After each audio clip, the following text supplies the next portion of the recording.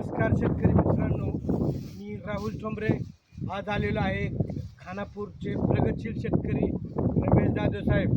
तर हे आपले गेले 4 वर्षापासून शेतकरी आहेत. तर त्यांनी बघा यासाठी उद्यापासून दसरा नवरात्री चालू होतं आहे, एकदम त्या पिरियडवरती फुलं यावीत याकरता आपल्याकडून 0050 आणि ऑल इन वन हे वापरलं होतं.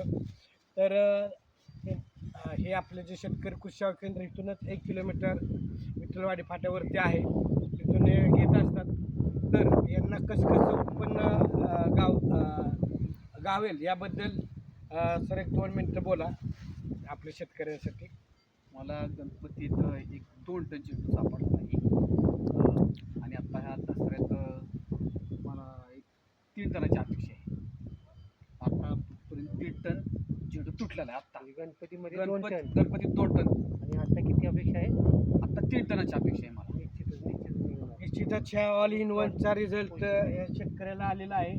तुम्ही बघाल तर भरपूर एका झाडाला कमीत कमी 4 ते 5 किलोपर्यंत माल आणि पूर्ण बहरलेला आहे. जरी कुणाला फुलं वगैरे लागत असतील तरी आपण इथं आपल्या कृषी सेवा केंद्रावरती जवळ स्टॉल आहे यांचा. तुम्हाला जर आपला हा व्हिडिओ आवडला असेल तर जवळच्या झेंडू उत्पादक शेतकऱ्यांना पाठवा. धन्यवाद. ओके, स्टॉप कर.